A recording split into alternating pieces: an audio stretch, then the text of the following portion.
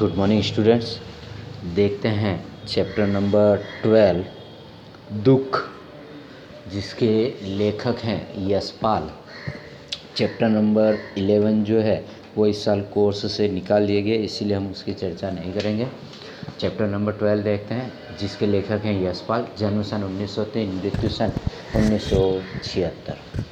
यशपाल का जन्म फरोजपुर छावनी पंजाब के कांगड़ा जिले में हुआ था। पिता हीरालाल तथा माता प्रेमा देवी सामान्य परिवार के थे। प्रारंभिक शिक्षा कांगड़ी गुरुकुल में हुई, उच्च शिक्षा नेशनल कॉलेज लाहौर में। वे सरदार भगत सिंह तथा सुखदेव के क्रांतिकारी विचारों से प्रभावित होकर क्रांतिकारी दल के सदस्य बने तथा कारावास भोगा। इन मार्क्सवादी विचारधारा के समर्थक थे। यशपाल एक सफल उपन्यासकार तथा कहानीकार थे। देशद्रोही, दादा कामरेड, दिव्या, अमिता, झूठा सच आदि उनके प्रसिद्ध उपन्यास हैं। इनके अतिरिक्त ज्ञानदान, अभिशप्त, भस्मावृत, चिंगारी, पिंजरे की उड़ान, उत्तम की माँ, फूलों का कुर्ता, तर्क का तूफान आदि कहानी संग्रह है। न्याय का संघर्ष, देखा सोचा समझा, सिंहा अवलोकन आदि निबंध उल्लेखनीय कृतियाँ हैं। यशपाल जी को देव पुरस्कार, सोवियत लैंड नेहरू पुरस्कार तथा भारत सरकार का पद्म भूषण सम्मान प्राप्त हुआ है। प्रस्तुत दुख कहानी आपकी ठोस यथार्थवादी रचना है। इनमें एक और अभावग्रस्त लोगों की दारुण गरीबी का यथार्थ चित्रण है। आर्थिक विपन्नता के कारण बेहाल बेबस परिवार की हृदय विदारक कंगाली का वर्णन है। दूसरी तरफ उच्च मध्यम वर्गीय परिवार की औरत सब कुछ होते हुए भी संतुष्ट न होकर अपने आप को दुखी समझती हैं। दोनों ओर की दुख भरी परिस्थितियों का तुलनाकार कहानी का नायक है। कहानी के अंदर ऐसा बताया गया कि एक उच्च मध्यम वर्गीय परिवार है, जिसके अंदर दो पति पत्नी हैं। पति पत्नी की सहेली के साथ सिनेमा देखने जाता है, जिसके कारण पत्नी रूठ जाती है और पूरे दिन रोते हुए शाम को अपने मायके चली जाती हैं। मायके चली जाती हैं, उसके बाद लेखक भी उन्हें लेने के लिए नहीं जाता है। जो यहाँ इसमें नायक है वो दिलीप नाम है उसका, वह भी अपनी पत्नी को लेने के लिए नहीं जाता है। और यहाँ पर उसकी पत्नी के पास सारी सुविधाएं हैं, खाने पीने से लेकर अच्छा घर है, सब कुछ अच्छी तरह से हैं, परंतु फिर भी उसे ऐसा दुख है कि मेरे पति ने मेरी सहेली के साथ पिक्चर देखने गया और घर में कुछ भी काम नहीं करता। इस बात को लेकर दुखी है। पर यहाँ पर एक दूसरा ही परिवार बताया गया है, जिसके अंदर खाने के भी फांफे हैं। खाने के लिए एक कुछ भी नहीं है। लड़के का जो पिता है वो भी मर चुका है। एक छोटे से बच्चा, एक लड़का और उसकी माँ, तीनों किस तरह से अपना गुजर बसर कर रहे हैं। उसे हम कह सकते हैं कि माँ कहीं पर लोगों के घर काम कर कर अपना गुजर बसर चला रही है, बच्चों का खान पीन पूरा कर रही है और बच्चे को कुछ पकोड़े बना कर देती है, जिससे बच्चा बेचकर क्या करता है, कमाई करता है, पकोड़े बेचकर काम चलाता है। फिर भी उसके खाने के लिए उसकी माँ के द्वारा बनाई गई रूखी सूखी रोटी जो होती है, सुबह की रोटी शाम को उसे खिलाई जाती है। बच्चा नाराज़ हो जाता है। तब उसकी माँ उसे बहुत ही प्रेम से पुचकार कर उसे प्रेम करती है, पुचकारती है और उसे कहती है कि आज ये कैसे भी करके तू खा ले, कल सुबह तुझे दाल खिलाऊंगी। इस दुख का वर्णन यहाँ पर किया है, यानी लेखक के द्वारा एक दिलीप की पत्नी जिसके पास सारी सुविधा होने के बावजूद भी वह दुखी है, और एक ऐसा परिवार जो है कि जिसके पास कुछ भी नहीं है, फिर भी वह सुख से अपना किस तरह से गुजारा कर रहा है, किस तरह से एडजस्टमेंट कर रहा है, उसके विषय में यहाँ पर बताया गया है। देखते हैं कहानी के अंदर कि जिसे मनुष्य सर्वापेक्षा अपना समझ भरोसा करता है, सर्वापेक्षा यानी सभी कुछ समझकर अपना जो भरोसा करता है, जब उसी से अपमान और तिरस्कार प्राप्त हो तब मन वितृष्णा से भर जाता है। यानी कहने का मतलब ये है कि जिस व्यक्ति के ऊपर हम भरोसा करते हैं, अगर उसी व्यक्ति के द्वारा अगर ऐसा कुछ शंका कुशंका की जाती हो तो हमारे मन में क्या होता है, अपमान और तिरस्कार होता है। और मन में भी तृष्णा यानी क्या होती है, हमें क्रोध से भर जाता है, एकदम मर जाने की इच्छा होने लगती है। यानी उस व्यक्ति के ऊपर हमने इतना विश्वास किया, फिर भी वो हमें क्या कर रहा है, बिल्कुल भी विश्वास करता नहीं है। हम उसकी सारी बात मान रहे हैं पर वो हम पर विश्वास करता नहीं है, इसीलिए हम क्या होता है, हमें मर जाने की इच्छा होती है, ऐसा कह रहे हैं।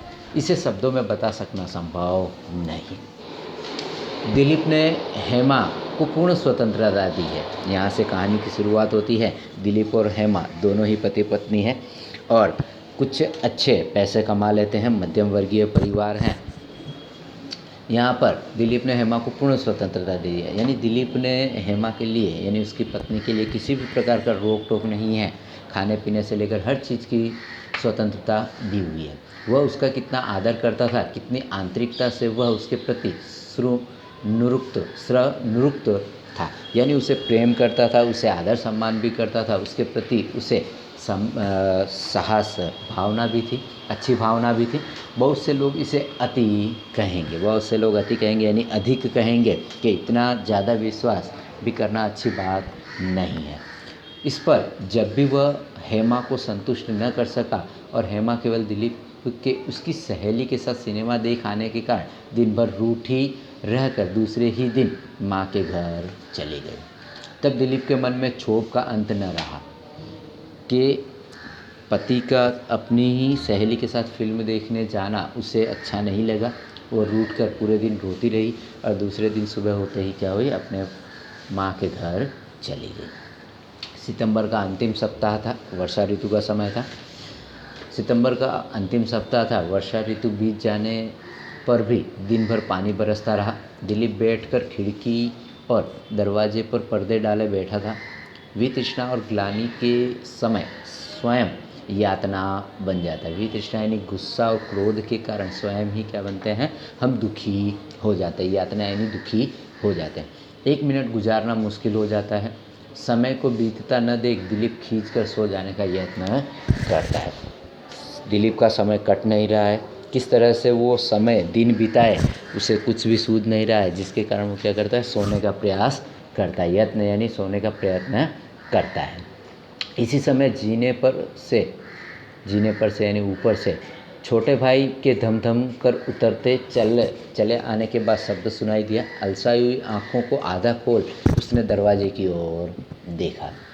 छोटे भाई ने पर्दे को हटाकर पूछा, भाई जी आपको कहीं जाना ना हो तो मैं मोटरसाइकिल ले जाऊं। इस विघ्न से शीघ्र छुटकारा पाने के लिए दिलीप ने हाथ के इशारे से इजाज़त दी, आंखें बंद कर ली। यानी भाई और कुछ शब्द बोले, इससे अच्छा पहले से ही उसे क्या कर दिया, हाथ के इशारे से उसे चाबी ले जाने के लिए मंजूरी दे दी और खुद ओढ़कर सो गए। दीवार पर टंगे क्लॉक ने कमरे को गूंजाते हुए 6 बज जाने की सूचना दी।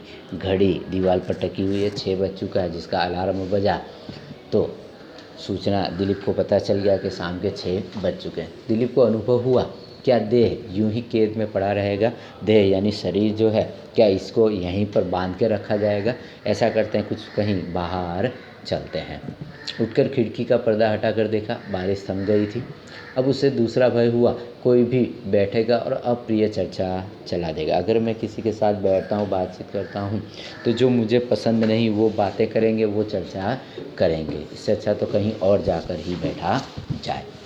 वह उठा, भाई की साइकिल ले गली के कीचड़ से बचता हुआ और उससे अधिक लोगों की निगाहों से छिपता हुआ वह मोरी दरवाजे के बाहर निकल शहर की पुरानी फसील के बाग से होता हुआ मिंटो पार्क जा पहुंचा।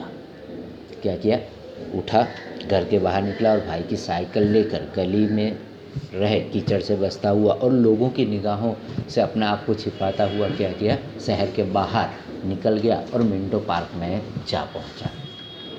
उस लंबे चौड़े मैदान में पानी से भरी घास पर पछुआ के तेज झोंकों में ठिठुरने के लिए उस समय कौन आता? पछुआ यानी पश्चिमी हवा से, पश्चिमी दिशा से चलने वाली हवा, जिसे पछुआ कहा जाता है। कि ऐसी ठंडी ठंडी बारिश हो चुकी थी जिसके कारण मैदान के अंदर पानी भी भरा हुआ था और पश्चिम दिशा से आने वाली जो कुछ हवा थी जिसके कारण उस मैदान में कोई भी यहाँ ठिठुरने के समय कोई आना नहीं चाहता था। परंतु लेखक वहाँ पर जाकर पहुँच चुका है, वहाँ पर जाकर बेंच पर जाकर सो जाता है और इधर उधर देखता है। उस एकांत में एक बेंच के सहारे साइकिल खड़ी कर वह बैठ गया। सिर से टोपी उतार बेंच पर रख दी।